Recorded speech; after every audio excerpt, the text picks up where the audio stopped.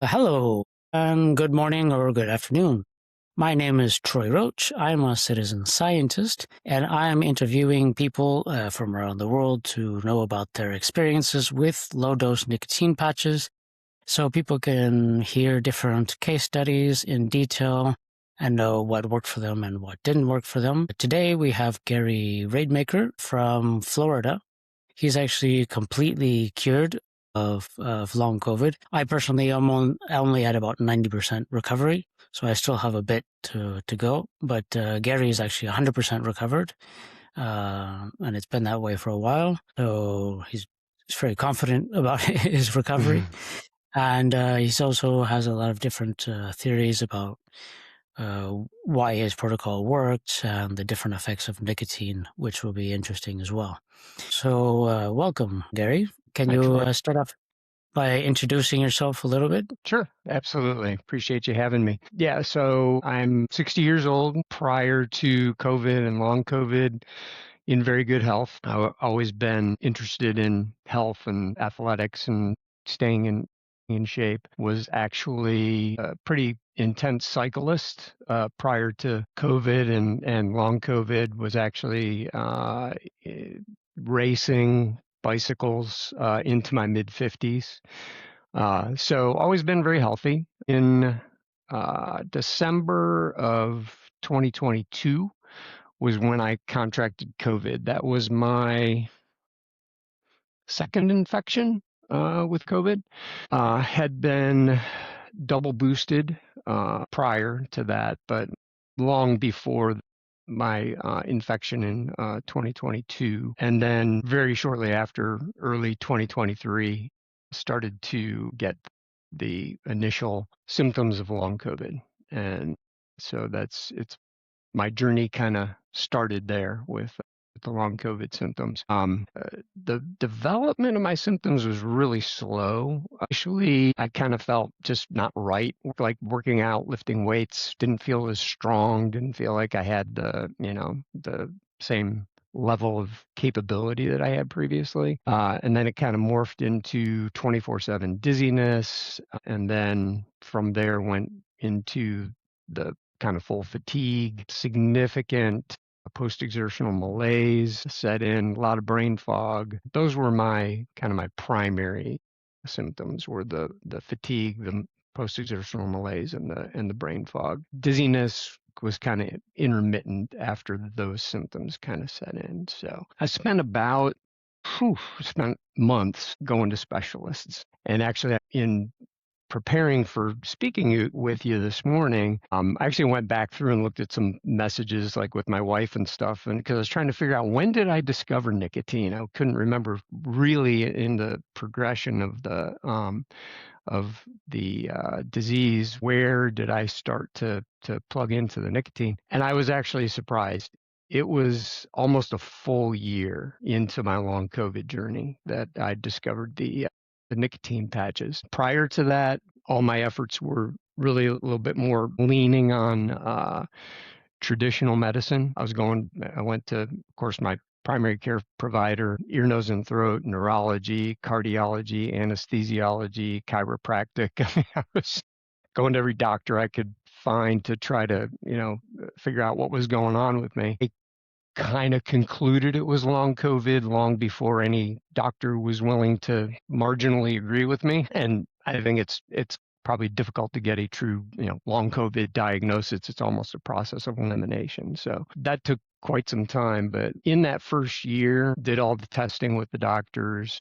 Of course, like everybody else, did a lot of research on my own, trying to identify what supplements and vitamins, might help. Tried some interventions like ivermectin. Had a really odd experience with ivermectin. Really messed up my eyesight. It was very concerning, actually. So that was a short-lived experiment. Actually had 2 stellate ganglion block procedures done, where they inject the stellate ganglion in the neck to try to reset the autonomic nervous system. Another weird experience with the stellate ganglion blocks. The first one gave me about 40%, I would say, reduction in my symptoms. So I was very hopeful for the second one. I thought, well, hopefully we'll have kind of a snowball effect, and it'll help even more.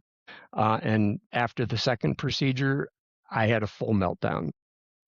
I went into 24/7 fatigue, malaise, brain fog. It was awful for about a week. So that was a kind of a strange follow-up to that with that second procedure. Discovered the kind of general reduction in serotonin levels that people with long COVID had. So had my doc prescribe an SSRI, tried that for, I don't know, 10, 12 weeks. Nothing really helped me there with that. I was doing a lot of experimentation, ran into nicotine by chance. It was actually a gal that worked with my wife. I shared a video with her, and I have to say it was a little bit on the conspiracy theory side. I saw your video about the snake venom. It Yeah. was it was on the snake venom side of things. So I was like, really? It was probably not the best way to be introduced to nicotine patches, but I went with Um, it. I was like, okay, she seems to be getting relief, so let me look more into this. So I tried it, and in that process was when I actually found your Facebook group, and that gave me a little bit more confidence in what we were looking at. It was a little less conspiracy theory. So with the nicotine patches, because my initial introduction was not through your information. I didn't have great information up front. And I just started out on 7 milligrams and actually tolerated it very well. I had some herxing, but beyond that, didn't really make me jittery, didn't interrupt my sleep. In fact, I felt like the one thing was I had a little bit more vivid dreams when I was on the nicotine patches. And I would say, definitely of anything I had tried up to that point, absolutely the most relief. I mean, nothing else touched my symptoms more than the nicotine patches did. But I didn't get 100% relief, but it was significant. I would say 60 to 70% reduction in my symptoms. And it waxed and waned a little bit. Some days were better than others. And I think probably a lot of people experience that. The gal that had introduced me to the patching, she had bumped up to 14 milligrams. So I'm like, okay, I'll try that. That did not go well. 7 seemed to be my optimal level. I went to 14, got really jittery. It was too much for me. So I went back down to 7.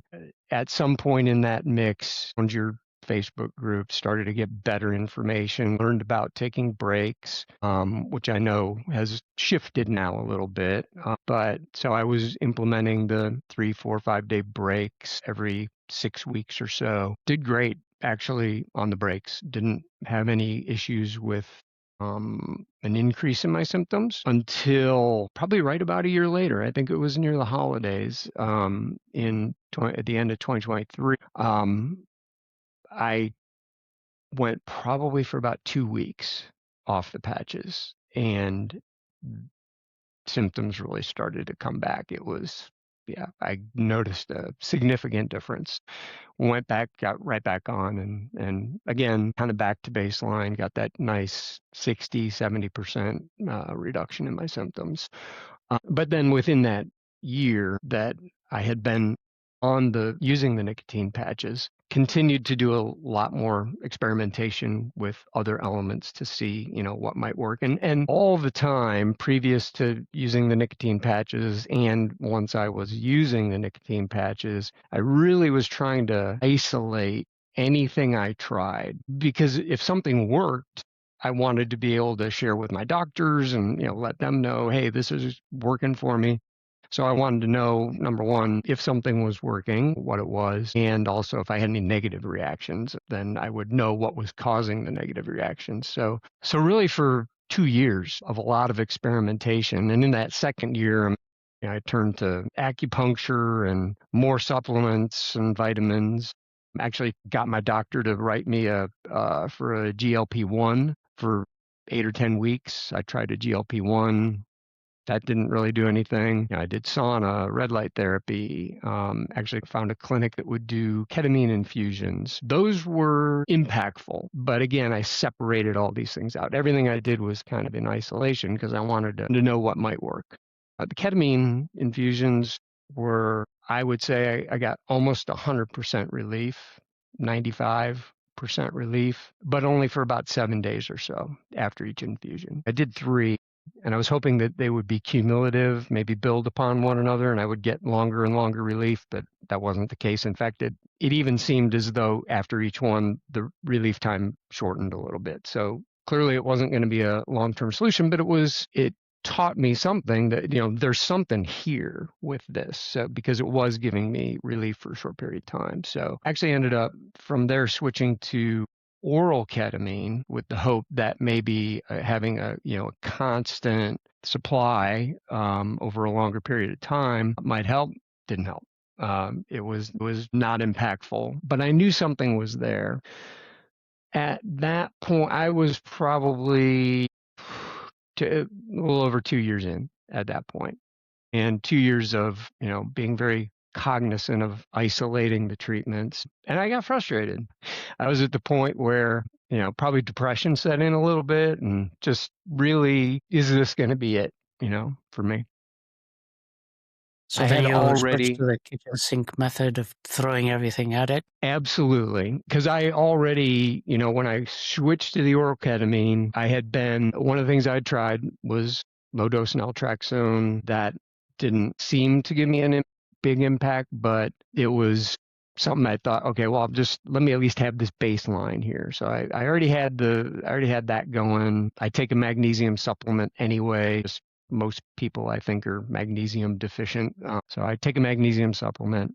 One of the things I had started was nattokinase, and even beyond long COVID has a great cardiovascular benefits. So I was like, well, I'm just going to take this for general health reasons anyway. Didn't really seem to get big impacts on my long COVID symptoms from it, but it was something that I felt like I wanted to take just for general health. And I was already taking a symbiotic, a probiotic, prebiotic combined together. So I was already taking those things, started the oral ketamine, and I had a whole lineup of stuff that I still wanted to try. I had found new information about dosing for augmented NAC. So I wanted to institute that. I wanted to try methylene blue. Wanted to try C15 fatty acid, fatty 15. I wanted to try urolithin A. I wanted to try bioferrin.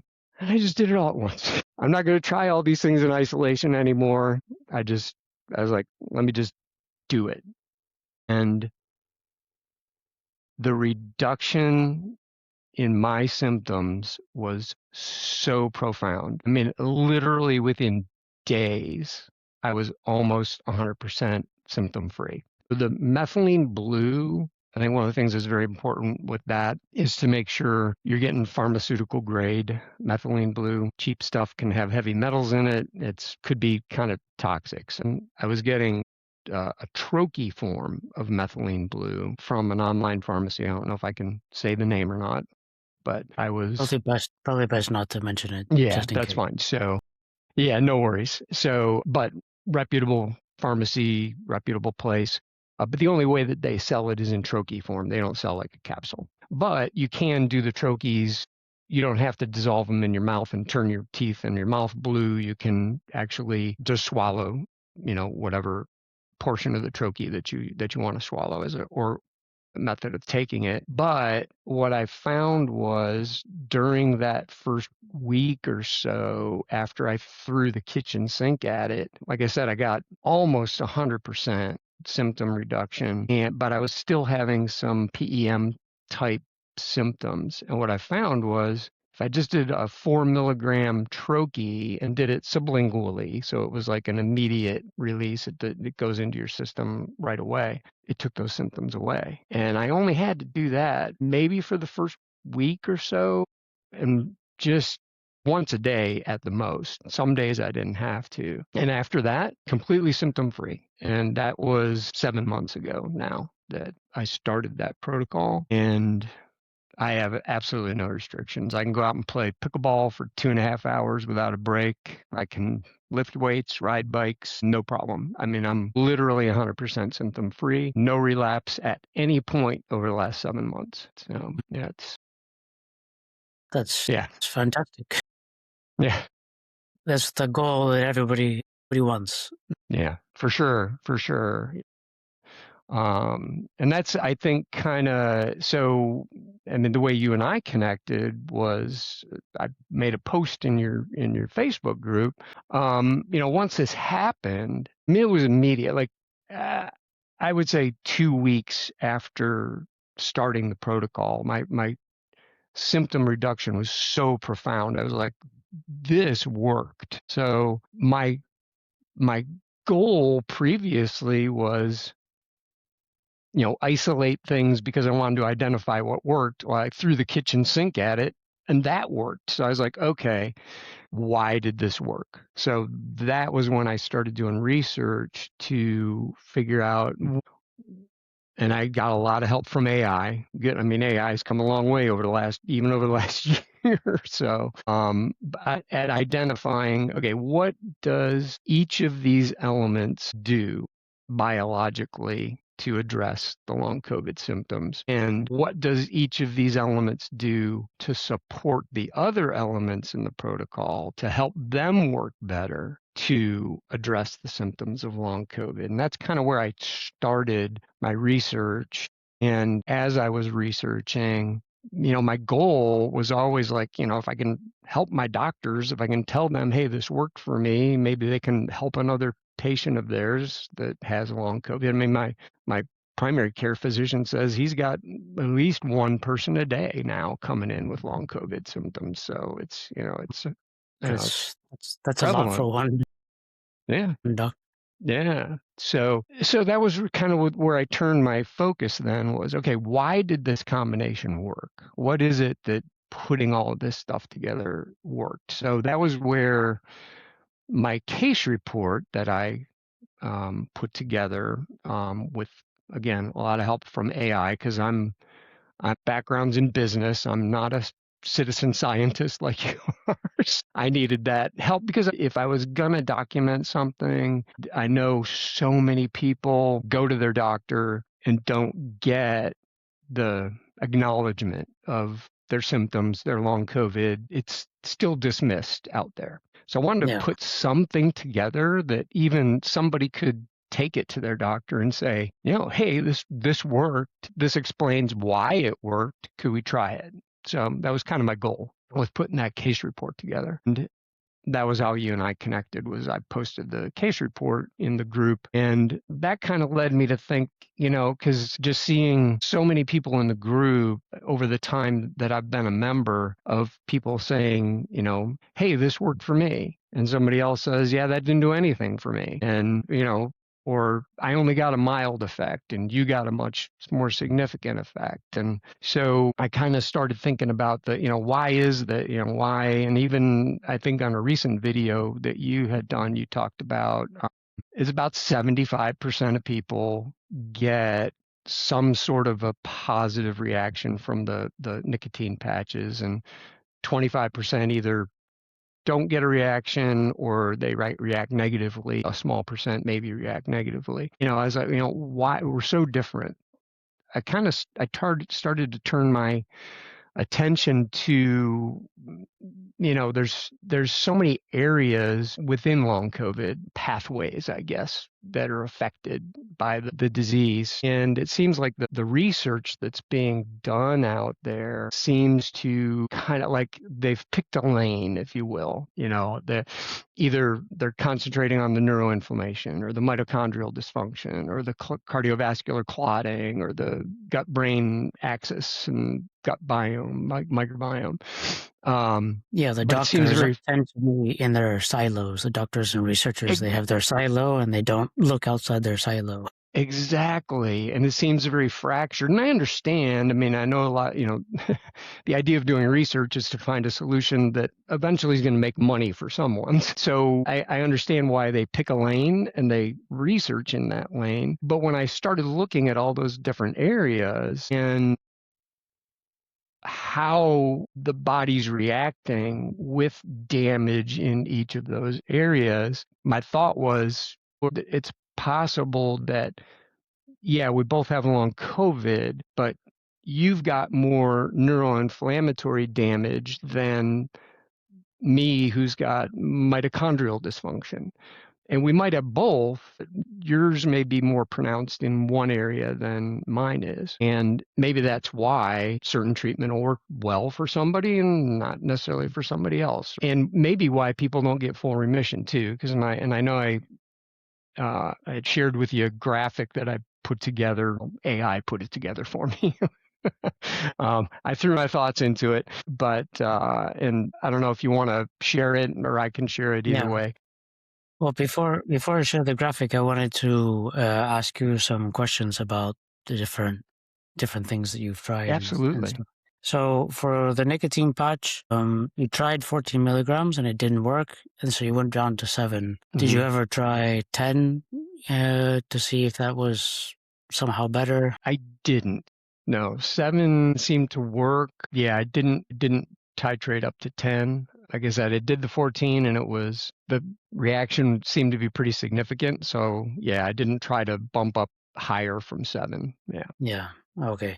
And you said that the other person you knew was using 14 milligrams, but of course, everybody uses a different dose. And also, women tend to need higher doses than men Interesting. because they have higher levels of estrogen. And also, the older a person is, usually the higher a dose they might need as well to see the benefit. So, how long have you been off the nicotine patch? So yeah, so I kind of have a plan for reducing and eliminating everything that's in the protocol. Yeah.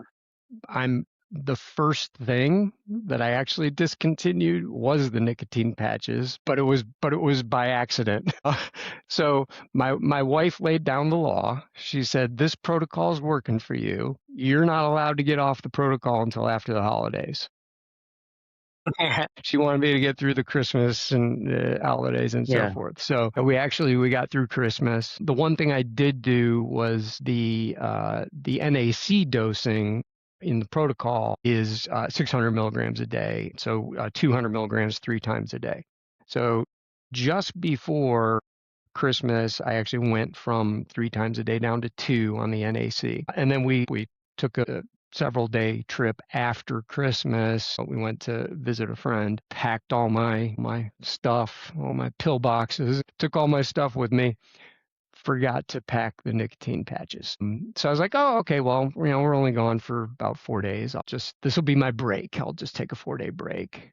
And then we got back and I was like, well, I want to start to reduce and eliminate stuff off the protocol. I've already been off, the patch for 4 or 5 days. So that was just by happenstance the thing that I eliminated first. And no relapse. And that's been about a month now that I've been, a little over a month maybe, that I've been off the nicotine patches. And then last week I reduced the NAC down to 200 milligrams a day. So I'm once a day on the NAC. And then I've got a kind of a plan once a month to eliminate other things. Shot that over to one of my doctors and just said, hey, here's my thought about reducing and removing, and he didn't have any problem with it. And there are a few things I'm going to stay on, just for general health, not related to the long COVID, but there are a few of them that I'm not going to let go of just because I think they're beneficial for cardiovascular health and mitochondrial health. Yeah.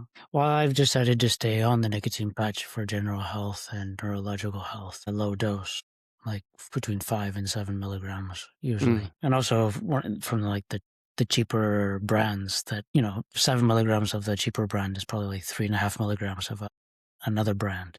So which brands were you using for the patches?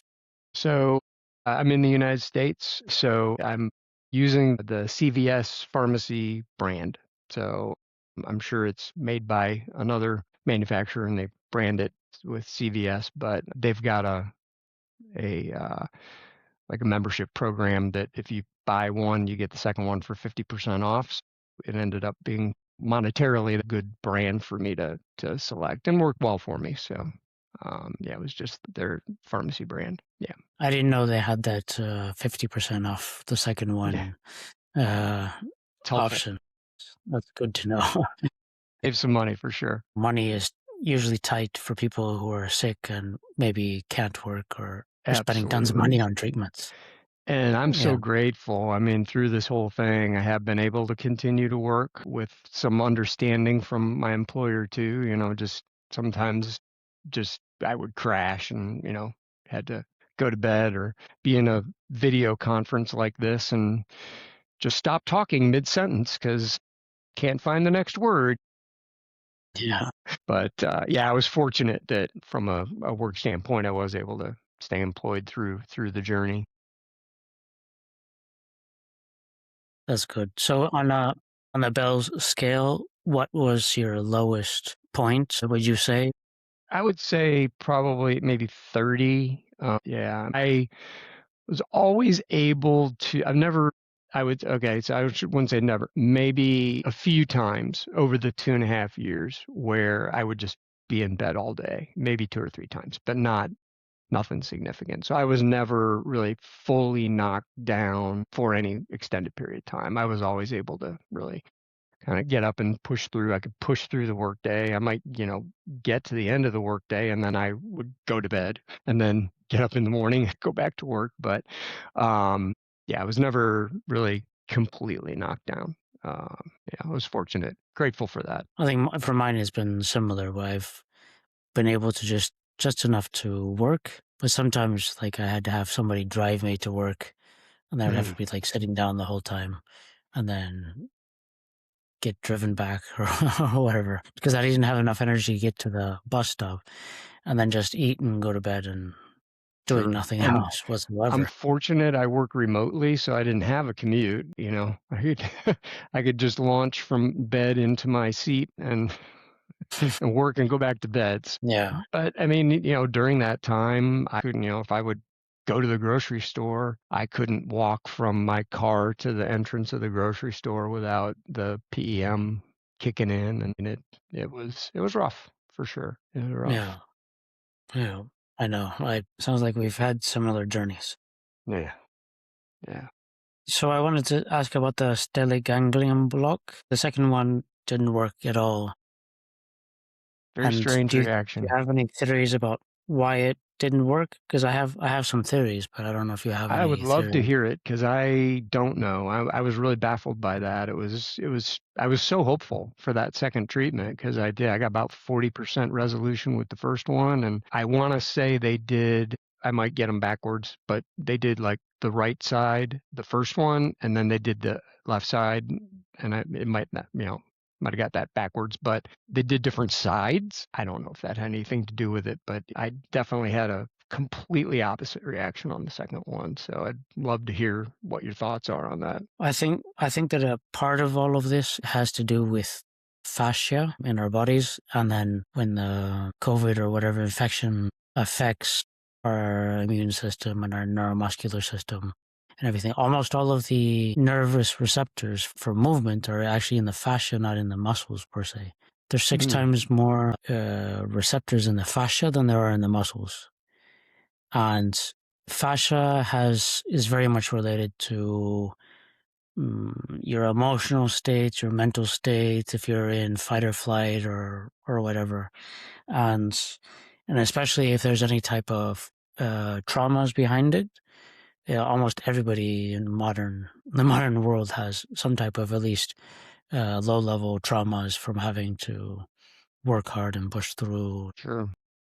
So the body is always looking for balance. So when you're getting the stellate ganglion block, if it upsets that balance too much and swings too far in a certain way, Mm, then the body just kind of freaks out. And then if the fascia will be like tensing up like in your chest or in your neck or your upper back, and that's kind of holding you together, so you don't fall off the boat. So I think that sometimes it'll just kind of a certain part of the fascia might release, a certain bits of trauma haven't been dealt with. They just could be like tiny things of your daily life. And that is such a big shift that the body is like, oh, I don't know what's going on here. You sure. start getting seasick from like, wait, why is that part of my body moving? I had that tensed up before. We were Right. safe. So I think it has kind of a mixture of the kind of the neurological, the neuromuscular, and then the emotional part and trauma parts as well. So I don't know, but I've never had a stellate ganglion block, so I don't know if that worked. I did use SSRI, which helped with the hypersensitivity, Oh, did which it? was Yeah. very useful for that. But then actually, I had to get off it now about a month ago because I spent last year with hypersomnia. Just needed to sleep 9-10 hours a day to Really function. interesting. But I got off it, and now my sleep is back to normal. Sure. Normal sleep patterns. So I was just on it for too long. I should have stopped it a year ago. Yeah, I only went for about 12 weeks, 10, 12 weeks on that. It just didn't, I didn't see Hmm. any effect from it at all. Yeah. Yeah. And you mentioned on when you're using the ivermectin, or the Mhm. drug that shall not be named, that it affects your eyes. And Yeah. that's actually one of the most typical side effects of overdosing ivermectin. And there are some doctors that mentioned that some Mhm. guy took 10 days of dose in one day Really? by accident, and then he Oh, went blind for 3 days, but then he was fine. wow. Yeah. So you Really? didn't have any lasting side effects on No, the eye? no, it No. was more, it was kind of like almost like my pupils weren't physically dilated, but lights were very bright, and I had like if I looked at even a dim light and then looked away, you get that ghosting across, and so physically my pupils were not dilated, but the way I was seeing things, I was very sensitive to light and had those ghosting images when just even looking at a dim light or even a light reflecting off of a fence, the whole fence image would just move when I moved my eye. Yeah, it was weird. Yeah. So Yeah, people I have did to be not. aware that it is a normal side effect of that drug. So Gotcha. Yeah. it's a sign that the dose is too high for you. Yeah, well, and actually I had a doctor that was guiding me with that. I didn't do it on my own. I did it with a doc that was guiding me on the dosage, but yeah, probably too much. Yeah. But yeah, it was not a great experience, so that didn't Yeah. last too long. And when you said that the methylene blue kind of you took a troche, I'm not sure what a troche is. Is that like a So yeah, troche would be a dissolvable. It's you would either put it sublingually under your tongue or what they call buccal administration, like in your cheek, yeah. which is a common way. And that's like when I did the oral ketamine, that was the same thing. I did troches. So, but that was the only form in which I could find it. A reputable source. I wanted to make sure I got good quality. So, but even that, the doc that is in charge of that place that I purchased it, he said you can take it orally. You don't have to do the troche because when you do the troche and dissolve it in your whole mouth turns blue. Your teeth are blue. Your tongue is everything's bright blue because it's an industrial dye. I was worried about permanent staining, so I didn't really want to do that too much. So I was taking it orally, and then, like I said, just intermittently for that first week after I started the full protocol, the kitchen sink protocol. Hmm. Only had to do that several times over the first week or so, and then I was just able to take it orally, and then I had one of my doctors um, actually write a prescription for methylene blue compounded. So now I take that to a compounding pharmacy and I get them to do the capsules so I can just swallow it and I don't have to worry about the staining the dye, staining my mouth. So yeah. Yeah, it's also important for people to know that they shouldn't take methylene blue if they're on an SSRI, or if they're taking maybe like lion's mane or other things that affect the serotonin receptors, that they shouldn't be mixing them in general. And let's see. The GLP-1, were you doing microdose or a full dose? A regular dose. Yeah. Yeah. Regular dose. Yeah. And didn't really see Yeah. any benefit from it, unfortunately. There's a Lost a lot couple of pounds, but promising not much. There's a lot of promising anecdotes from people with ME/CFS and long COVID who are Mm-hmm. using microdoses of the GLP-1, and they're taking maybe 1/10 the dose that Interesting. people would normally take, and they maybe even start it lower than that on the first week. And if it causes nausea type of thing where they're like affecting their appetite, then the dose is too high for them. Mm. So there seems to be some pretty good benefits from that. So it's And I'm, something that for you know, people to keep in mind. It's relatively, within reach. If you can get it, and if you're using 1/10 the normal dose, then maybe it's going to last quite a long time and not be as expensive. it's expensive. Exactly. Yeah, yeah, And, yeah. as we mentioned earlier, we're all different. Hmm. And what didn't work for me certainly could be beneficial for somebody else and vice versa. So yeah, I just didn't find an impact from it. And for the ketamine, just a general warning to people that ketamine taken orally on a daily basis can be highly, highly addictive. Really hard for some people to get off of. So Hmm. just be wary of that. In my personal opinion, Yeah, people should only use it, like with a professional dealing with the trauma, stuff at the same time. absolutely. 100%. And I actually, interestingly, and I don't know if you be able to make the case report available here, but the protocol that's outlined in the case report does not include ketamine, particularly because there are not a lot of doctors that would even prescribe it. I was fortunate to find one that would do that for me. So what I actually ended up doing was, after being on the protocol for about 4 months, I discontinued the ketamine and I replaced it with several other elements. The memantine, which is an Alzheimer's drug primarily, but it's used off label for a lot of stuff. And I did add in a bioferrin and PEA to replicate the NMDA modulation effect that the ketamine provides, because I wanted the protocol to be able to be more prescribable and widely available if somebody wanted to try it. But I wanted to first make sure I didn't relapse after making that transition. So I transitioned over to the alternate elements and had no relapse at all. So ketamine isn't even part of the protocol at this point. I do address that in the case study, that I transitioned from that to the other elements. But as far as, the NMDA regulation, I think those other elements help with that aspect that ketamine was providing for the protocol, and it's probably not even necessary anyway. I think the only difference is maybe ketamine might work a little faster than Hmm. memantine and PEA, but I think over time it would provide the same type of benefit. Hmm. Okay, that's good. Yeah, I can link to your case report and in the show notes below the video as well for people who want to see the details of your very well put together case report. Lots of good details for people interested in following in your footsteps. The next thing, I guess, is you could show the first graphic and then kind of explain it, Yeah, the and this was feedback kind of, for let me just, feedback loops, or actually there's just 6. let's see. Yeah, it's actually the whole idea that I'm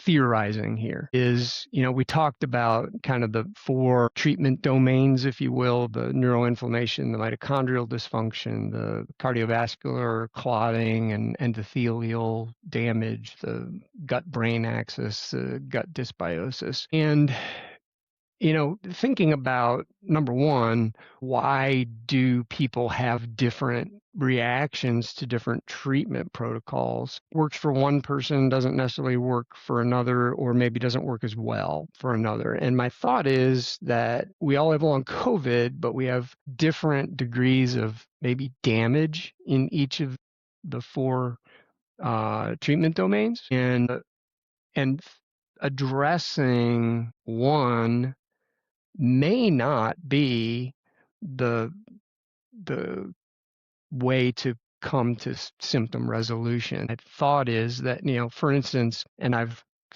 called this the tangled feedback loops. You can't fix gut dysbiosis and leaky gut when you've got weak mitochondria that are protecting the lining of the gut, and you've got vascular microclotting that's impacting oxygen delivery to the gut, and you've got dysautonomia causing gastroparesis. I mean, all that feeds back to more gut dysbiosis and more leaky gut. And similarly, you can't fix mitochondrial dysfunction when microclotting is causing cellular hypoxia, and leaky gut causes systemic inflammation, and excitotoxicity causes oxidative stress. That all feeds back to, again, more mitochondrial damage and so on. So again, this is just all theory on my part, but it seemed like I could, when I did things in isolation, I would get maybe some temporary relief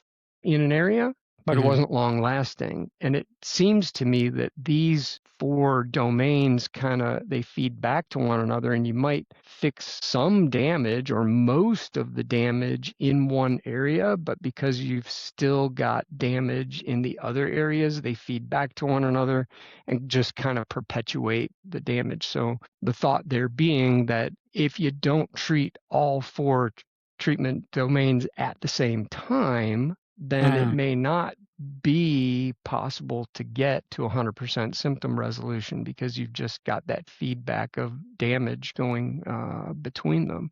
And maybe why people, again, there's over 200 symptoms associated with long COVID, and everybody has varying degrees of those symptoms, or have some symptoms and not others. And it's just kind of a theory on my part that maybe this is why. Maybe we have varying degrees of damage in these four areas, and that's why. But the one thing that I can share, the other graphic that I had, was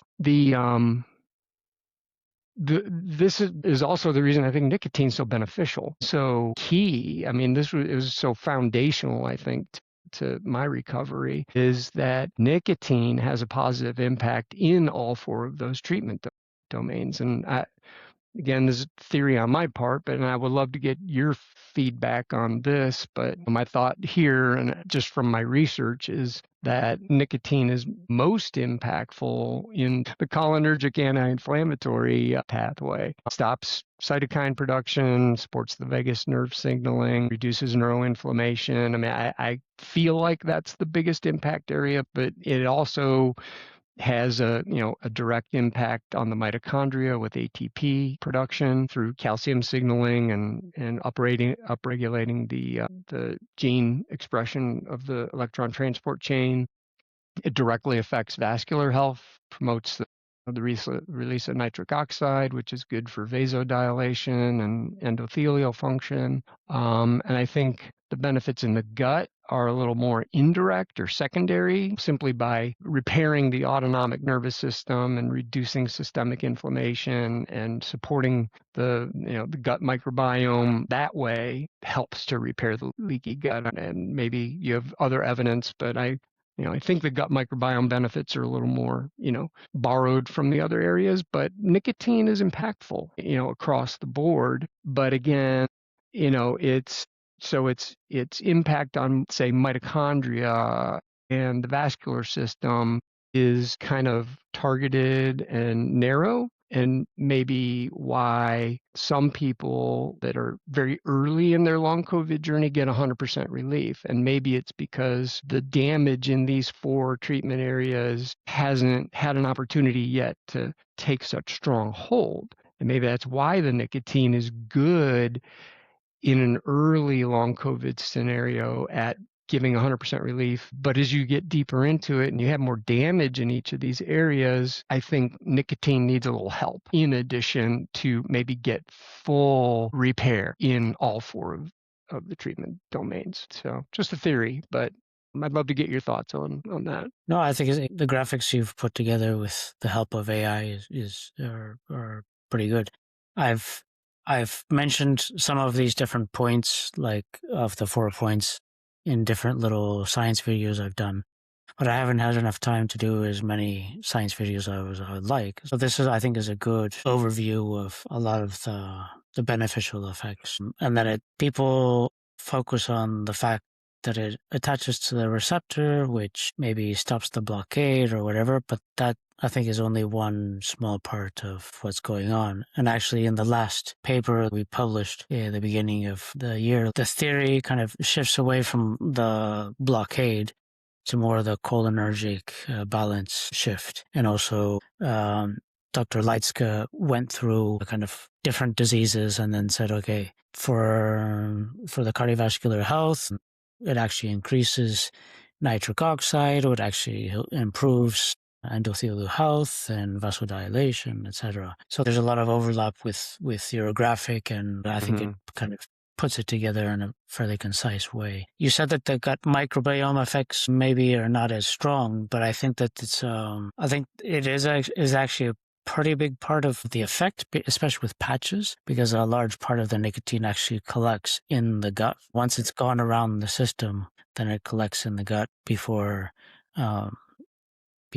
completely being disactivated and flushed out of the body. Gotcha. And actually, there are some diseases like irritable bowel syndrome that those people don't have disease if they're smokers. It's like one of those positive side effects of smoking is that the nicotine in the smoking helps protect the gut from some types of irritable bowel syndrome. Interesting.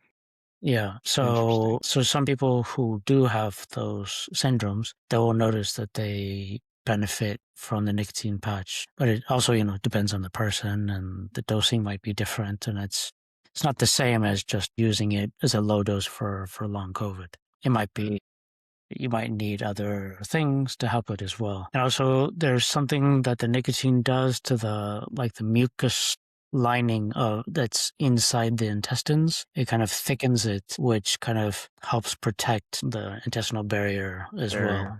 Yeah. Leaky gut's a real thing. I mean, it is, and systemic inflammation isn't good for any health issue, but definitely impacts the long COVID symptoms. Yeah. That's the main thing that we send people off to do. If they don't see benefits with the nicotine patch, then we almost always say work on diet and to start fasting, to join Tom Bunker's free autophagy group, to do short fasts. They're like 30-hour fast every 2 weeks or whatever. Yes. And then he, has people clean up their diet, not eating processed foods and no added sugars and all that kind of stuff. And I think just giving the gut a break for a day and a half every once in a while is just fantastic, because the body is like, yay, we have all of this energy we can dedicate to the immune system and the neurological system and cleaning up garbage and stuff as well. So and I did include intermittent fasting in the case report, because I agree. The process of autophagy is huge. I mean, clearing out all your crud in your cells. With the gut too, the half-life of the bad bacteria in your gut is shorter than the good bacteria. So when you intermittent fast, you can get out of a dysbiosis situation, because you're killing off the bad bacteria and leaving the good bacteria and letting them proliferate. So big difference with the intermittent fasting for sure. Yeah, I think that the nicotine patch also helps with fasting as well. It can help, depending on the dose, it can help reduce hunger. And then side effects of the fasting per se. And intermittent fasting in itself, I think, can be beneficial, especially for men. And for women, they have to be more careful, I think, because it can affect their systems differently. So they have to be more careful with the way they do it. And it's also very important that in an intermittent fasting, to try to get your food earlier in the day to match the circadian rhythm, and then to stop eating many hours before bed, which also helps improve sleep quality and avoiding GERD and all these other things, because a lot of people with long COVID have a kind of silent GERD or, reflux, but they don't have normal reflux symptoms. So they benefit a lot if they stop eating at least 3 hours before bed. And if they're doing intermittent fasting, maybe they'll stop eating 5 or 6 hours before bed, which is even better. Yeah. Which also helps, because then the brain has access to the blood in order to do the the lymphatic drainage of the brain. Because if you have food in your belly when you go to bed, then your body has to focus on the food and ignores the brain, which then increases brain fog in the morning, etc. So they're all connected. Oh, absolutely. Yeah. Absolutely. Yeah. Yeah. But I could go on for like hours on these topics. Well, I actually mentioned my background was in business, but for a very small period of time, I got certified as a health coach, and I did a little bit of health coaching on the side, and that doesn't make me a citizen scientist. That's more, exercise and nutrition, not disease process, but intermittent Yeah. fasting was definitely, a big part of just general health. It's fantastic for sure. Yeah. Did you do anything of the brain training or somatic work or working on different trauma or I did not. No. psychology? None of these things. No, no. It was really more just lifestyle factors for sure. I mean, I outlined the supplements and prescriptions in the case report, but lifestyle factors, my wife and we do intermittent fasting. But one of the things that can help with that is a kind of a, high protein, moderate fat, low carb diet. And that's generally how we eat. Unfortunately, when I was having long COVID symptoms, carbs seemed to give me some relief, which was awful because I'm generally eat low carb. But yeah, trying to, to stay on that. But I think from a lifestyle standpoint too, from a food choice standpoint, some things I think that are important from the gut health is trying to avoid gluten. Gluten's very disruptive to the gut lining, damaging to the gut lining, and promotes leaky gut. But staying away from seed oils, or what a lot of people refer to as vegetable oils, high in omega-6 fats, very oxidative, can really amplify systemic inflammation. And unfortunately, every bagged and boxed food is full of, canola, corn oil, soybean oil, safflower oil, rice bran oil, et cetera, and can really be oxidative to the system. And I think from a lifestyle standpoint, the one thing that is probably the most important thing for people to absolutely non-negotiable, no fried foods. At least here in the United States, everything in the United States, if it's fried, is fried in vegetable oil or seed oil, which is, I mean, you're basically consuming oxidation at that point. If something's fried in beef tallow, no problem. But just avoiding the fried foods in general is, to me, a non-negotiable. That's something that I absolutely think people should avoid because it's very oxidative, very damaging to the system, and won't help you with your long COVID symptoms. Tastes great, Yeah. but won't help you recover. Yeah. Well, I think here in Europe is maybe a little bit different because especially in Spain, there's so much olive oil that if things are done with good olive oil, you can taste the difference. Oh yeah, They're cooked absolutely, with good olive oil or the bad olive oil, you can taste it right away. So the olive absolutely. oil is not so bad. Yeah, I agree. Yeah. And I don't know the seed debate. I hear many different arguments on both sides. Mhm. I have no idea what the final answer is, and it's probably very dependent on the person and the amount they're using, etc. But me personally, I noticed many years ago, even before long COVID, that seed oils were bothering me. They would like bother my throat Mhm. and just bother me in general. I felt worse afterwards, more likely to have skin irritation issues, Mhm. etc. So I started avoiding those types of things long before even hearing about these, seed oil, animal fat debates going on Yeah. and stuff.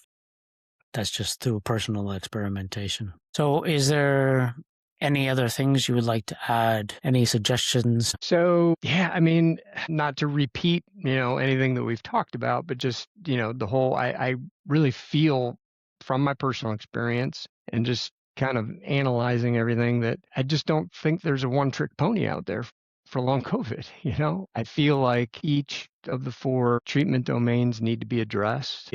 I would love to see testing done to find, I mean, I've theorized in my case report why these things may work together, and why it may have worked for me. But I would love to see, some trials done to expand research out of the silos and do something a little more combined, because I feel like that's it. I think one thing in particular, there's one combination in the protocol that I think could be significantly impactful. And again, it's a theory, but the augmented NAC, there hasn't been a lot of clinical trials done with augmented NAC versus regular NAC, but I've got a scope study that looked over for 5 years of clinical information that could be found on the difference between augmented NAC and regular NAC.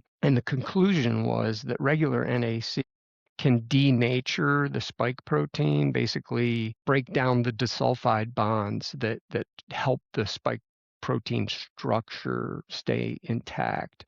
And regular NAC can denature the spike protein at about a 12% efficiency, and augmented NAC up to 99.8% of breaking down the spike protein. Again, no clinical studies on that. It's theorized, but I think there's a connection between the nicotine patch knocking the spike protein off of the acetylcholine receptor, and then the NAC acting upon that spike protein to help to inactivate it while it's being removed from the system. So you don't have that rebound of, the spike protein still there, still in your system. And maybe it would help to reduce that viral persistence in the body. And maybe that's why I'm 100% recovered. I don't know.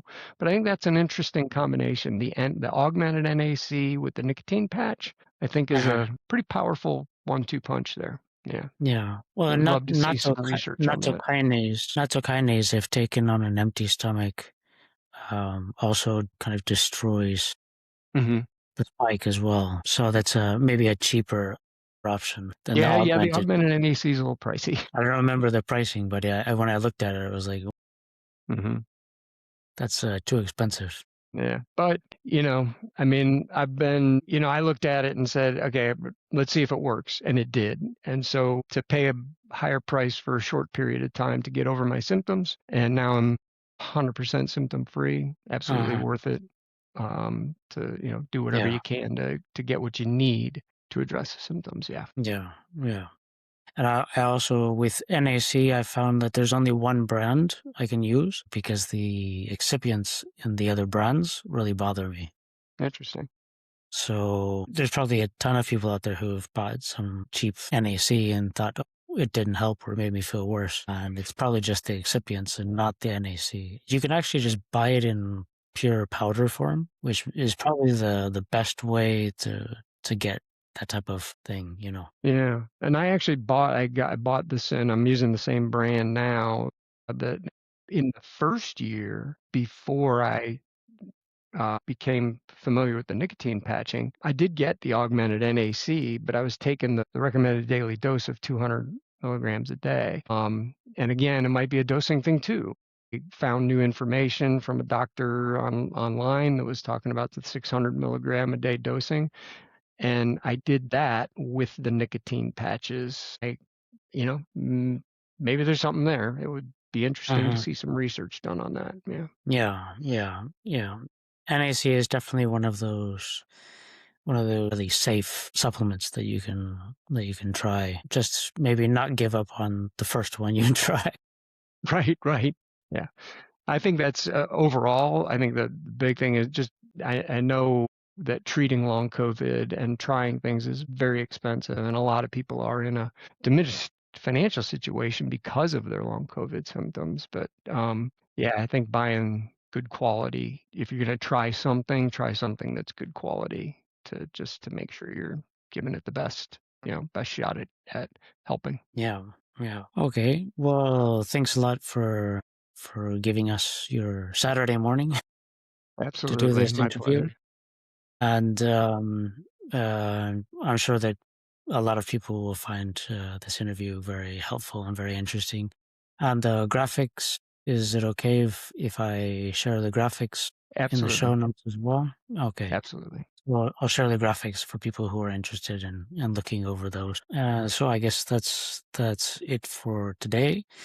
So take care of yourself, and if you can, take care of somebody else too. Thank you you for so watching. much, Troy. Appreciate it. Take care.